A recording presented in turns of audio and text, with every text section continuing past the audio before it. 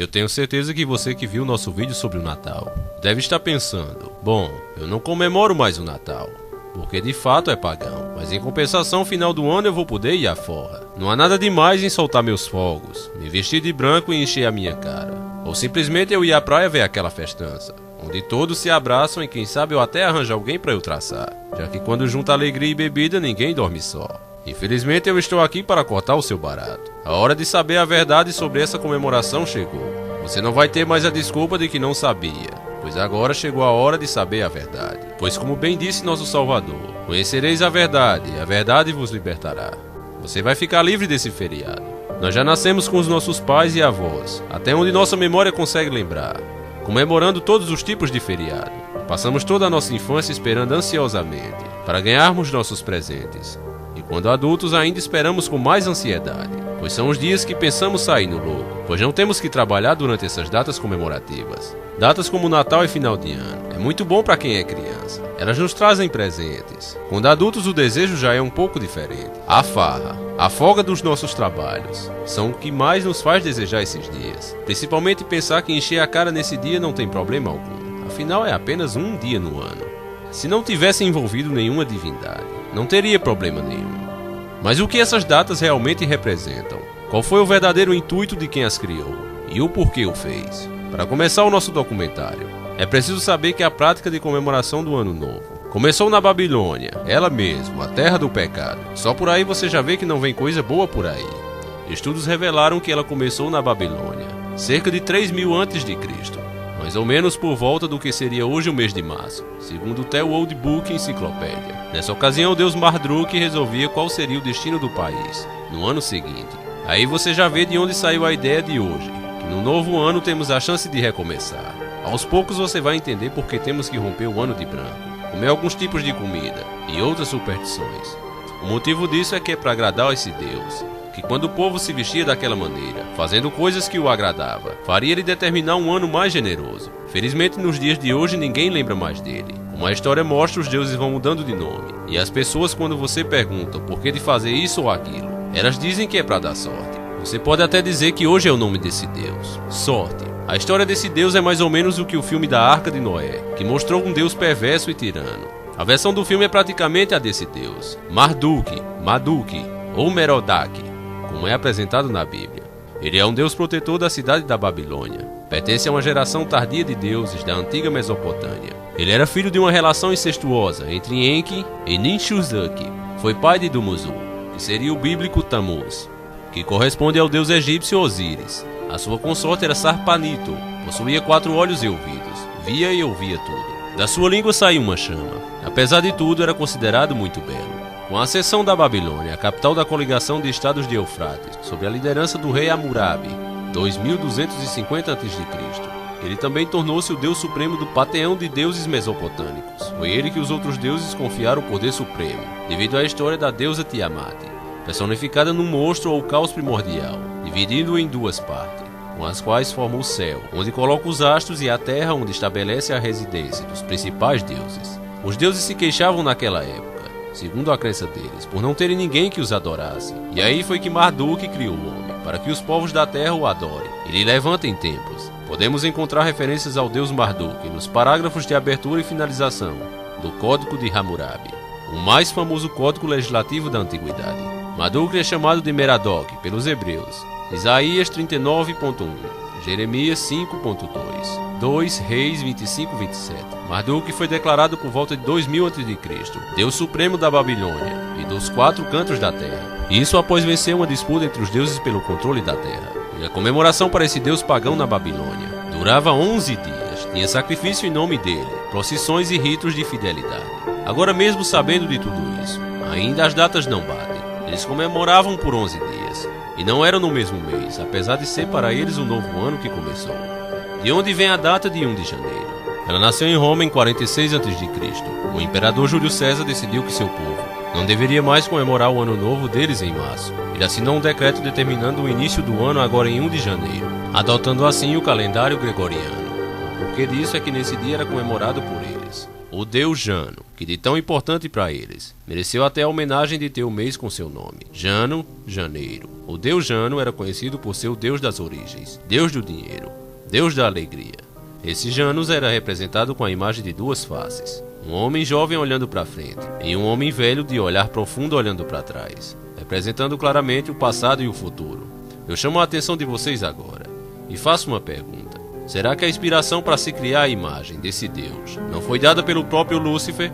Como falei no nosso vídeo Angeologia Sem Frescura Parte 1, Lúcifer era um anjo querubim, conhecido por serem banhados na luz divina da sabedoria. A aparência dele era de 4 faces na sua cabeça. Para mim parece estranho que esse Janus seja descrito com 2 faces. Ainda mais quando lembramos do Cavaleiro de Gêmeos, dos Cavaleiros do Zodíaco. Esse era representado com 2 faces em cada lado do rosto. Uma tinha um riso sinistro e outra seria séria. No meio a face verdadeira, que ficava neutra.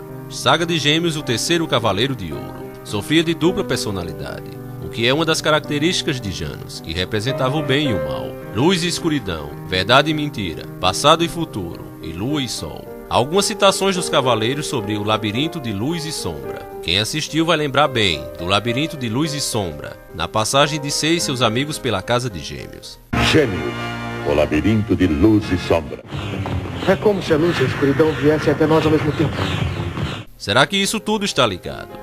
Algumas palavras do nosso idioma recebeu a influência desse deus. Anel, anal, anos e ano, entre outras.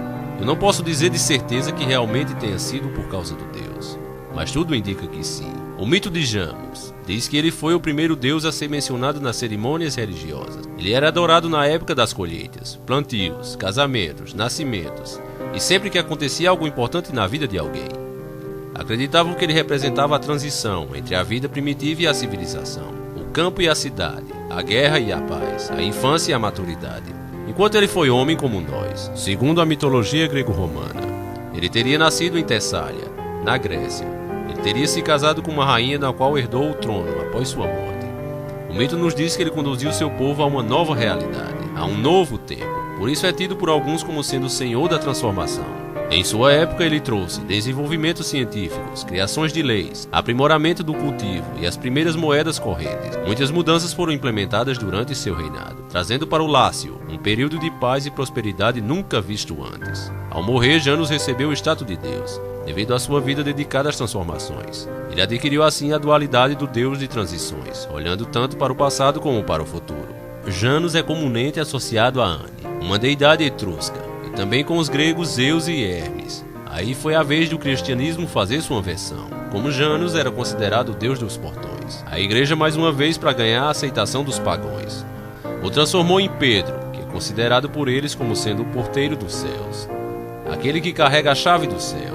Se você não sabia de onde vinha essa história de Pedro com a chave, saiba que é daí. Não o Pedro foi criado por causa dele, mas sim a história da chave. Deixar isso aqui bem claro. Janus, janeiro como conhecemos, era o senhor dos portões. Seu símbolo também é uma chave que abre todos os portões celestiais. Janus é o deus da dualidade. Sua face era voltada para a luz e para as trevas, para o amor e para o ódio, para a felicidade e para a infelicidade, para a sinceridade e para a falsidade, para o bem e para o mal. Suas festas eram comemoradas com bebidas, comilanças, músicas, entre outras. Essa enciclopédia com esse estranho nome relata que em 1º de janeiro as pessoas se entregavam à interperança e às várias formas de superstições pagãs. Isso está muito presente nos dias de hoje. Por exemplo, você já viu as pessoas acenderem uma vela branca? Pois é, as pessoas faziam isso para Janus, uma vela vermelha para o lado velho e uma branca para o novo. E essa se mantém até hoje. Basta ligar sua TV ou dependendo de onde você mora, colocar a cabeça na rua para ver com seus próprios olhos as pessoas cantando ou rezando com uma vela branca na mão. Por exemplo, em algumas regiões da América do Sul, as pessoas saúdam o Ano Novo, apoiadas apenas no pé direito. Outras tocam buzinas e soltam rojões. Segundo o costume tcheco, come-se sopa de lentilhas no Ano Novo. A tradição eslovaca diz que se deve colocar dinheiro ou escamas de peixe debaixo da toalha de mesa. Esses rituais cujo objetivo hoje é espantar a má sorte e garantir a prosperidade, simplesmente são as antigas crenças de que a virada do ano é a ocasião para decidir os destinos. E é por isso que as pessoas fazem de tudo, gastam seu 13º salário, começam o ano endividadas, para conseguir as roupas, conseguir fazer aquela festa de comilança, para assim não atraírem a má sorte. Mas na verdade elas estão adorando esses deuses. Eu sei que já vem a pergunta, mas encarando, e os fogos de artifício que eu tanto gosto? Esses não tem problema. Eu queria que não tivesse. Conforme o jesuíta Haase mencionou, os fogos de artifício eram parte integrante das comemorações religiosas dos chineses. Os fogos de artifícios foram inventados pelos chineses para afugentar demônios no Ano Novo e em outras ocasiões comemorativas, explica a revista popular Mechanics. Desde os mais antigos tempos pagãos, as pessoas têm carregado tochas e feito fogueiras ao ar livre para a ocasião das grandes comemorações religiosas. Nada era mais natural do que acrescentar às festividades luzes de fogos de artifício, espetacularmente coloridas e que se movimentavam, declara Harold Verheiber em seu livro Feriados e Costume de Todas as Crenças. Pouco depois da adoção de fogos de artifício pelos cristãos nominais, foi designada uma santa padroeira para os fabricantes de fogos de artifício, o pai de Santa Bárbara. Ele prendeu-a numa torre e depois a matou porque ela era cristã. Ele foi atingido fatalmente por um raio, e por uma analogia mais extensiva, Santa Bárbara tornou-se a padroeira dos fabricantes e dos usuários de armas de fogo e de fogos de artifício, declara até Columbia Enciclopédia. E agora na nossa era moderna? Agora vamos ver as tradições do Ano Novo no mundo. O paganismo enrustido e disfarçado. Na Itália, por exemplo, o Ano Novo é a mais pagã das festas, sendo recebido com fogos de artifícios que deixam todas as pessoas acordadas. Dizem que os que dormem na virada do ano dormirão todo o ano e na noite de São Silvestre, santo cuja festa é conhecida como o último dia do ano. Em várias partes do país, 2 pratos são considerados essenciais: o pé de porco e as lentilhas. Os italianos se reúnem nesses locais.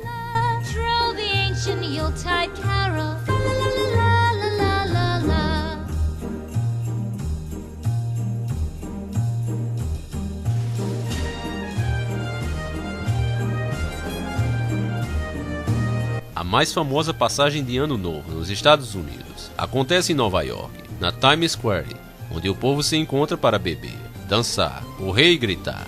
Há pessoas de todas as idades e níveis sociais. Durante a contagem regressiva, uma grande maçã vai descendo no meio da praça e explode exatamente à meia-noite, jogando balas e bombons para todos os lados, deixando claro a homenagem à maçã do pecado da história de Adão e Eva, onde a maçã causou a expulsão deles do paraíso. Neste caso aqui, a maçã demonstra que isso foi uma coisa positiva.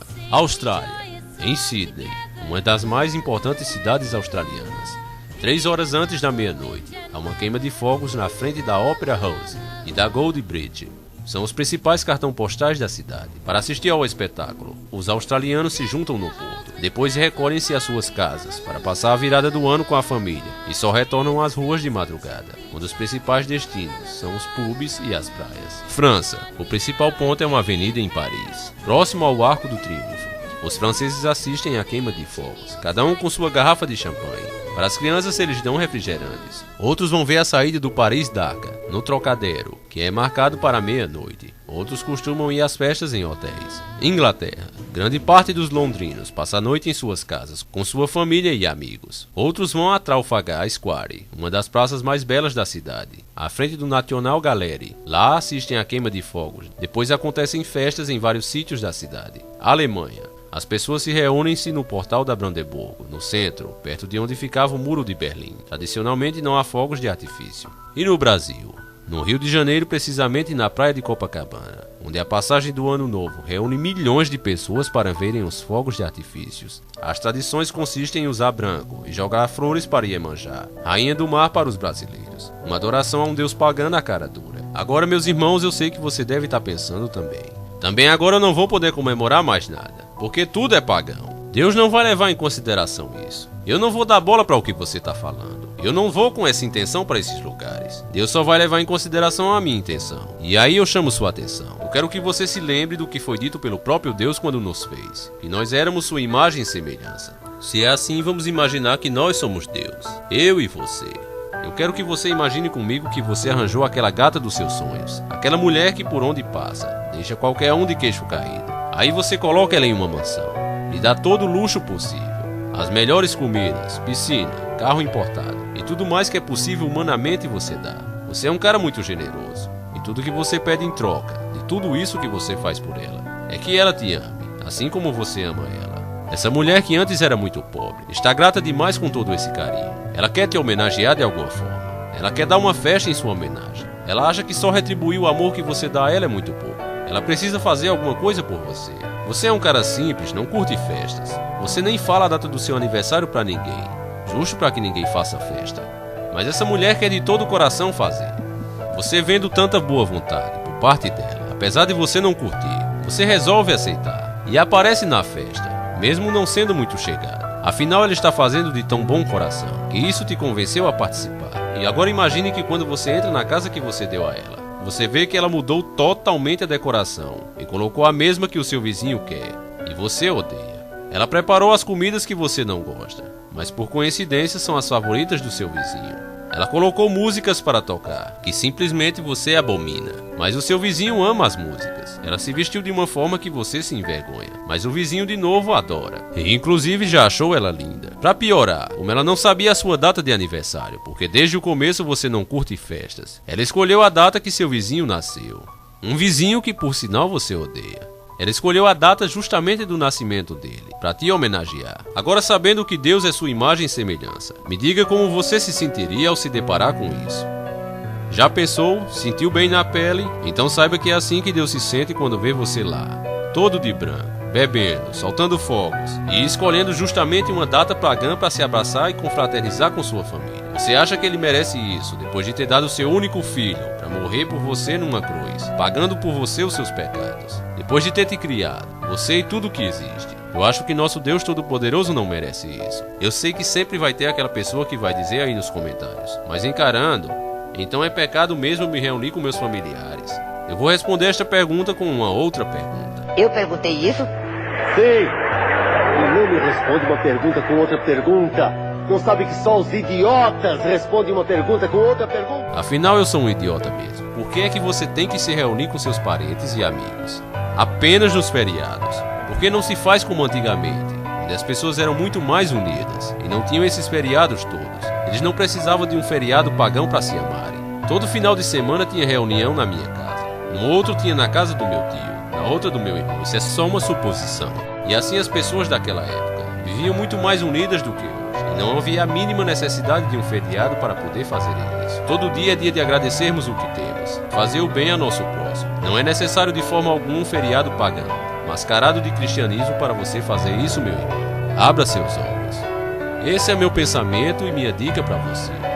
Peço a você que reflita. Estou postando esse vídeo hoje para que dê tempo de você dizer não a essa festa. Peço desculpas se você não concorda. Coloque aí a sua versão e o que você pensa sobre a festa. Como eu digo, eu não sou o dono da verdade. Tudo o que eu falo nos meus vídeos são baseados nas pesquisas. E é a minha opinião. Eu nunca disse que tudo que eu falo é certo. Mas eu digo que tudo que eu faço é de bom coração e com a melhor das intenções para vocês. Nosso vídeo acaba aqui. Ele que foi uma dica de Jonas Júnior, que recebe agora seu primeiro selo Pikachu de altíssima qualidade. Parabéns, garoto, já chegou arrasando. No próximo vídeo, finalmente terá o sorteio da lembrancinha do nosso canal.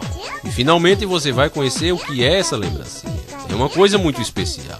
Eu vou dar uma pequena pista a vocês. É uma coisa que apenas os cavaleiros usam. Bom, já falei demais. Aguardo vocês no nosso próximo vídeo.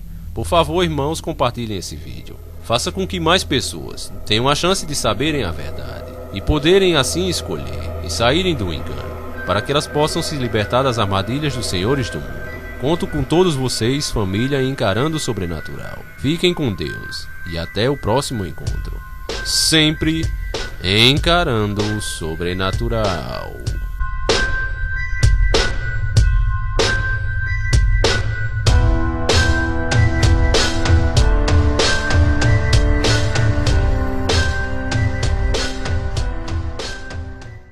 Aí você já vê de onde saiu a ideia de hoje, que no novo ano temos a chance de recomeçar. Aos poucos você vai entender por que temos que romper o ano de branco, comer alguns tipos de comida e outras superstições. O motivo disso é que é para agradar a esse Deus, que quando o povo se vestia daquela maneira, fazendo coisas que o agradava, faria ele determinar um ano mais generoso. Felizmente nos dias de hoje ninguém lembra mais dele. Como a história mostra, os deuses vão mudando de nome, e as pessoas, quando você pergunta por que de fazer isso ou aquilo, elas dizem que é para dar sorte. Você pode até dizer que hoje é o nome desse Deus, sorte. A história desse Deus é mais ou menos o que o filme da Arca de Noé, que mostrou um Deus perverso e tirano. A versão do filme é praticamente a desse Deus, Marduk ou Merodach, como é apresentado na Bíblia. Ele é um deus protetor da cidade da Babilônia. Pertence a uma geração tardia de deuses da antiga Mesopotâmia. Ele era filho de uma relação incestuosa entre Enki e Ninshuzaki. Foi pai de Dumuzul, que seria o bíblico Tammuz, que corresponde ao deus egípcio Osíris. A sua consorte era Sarpanito, possuía 4 olhos e ouvidos, via e ouvia.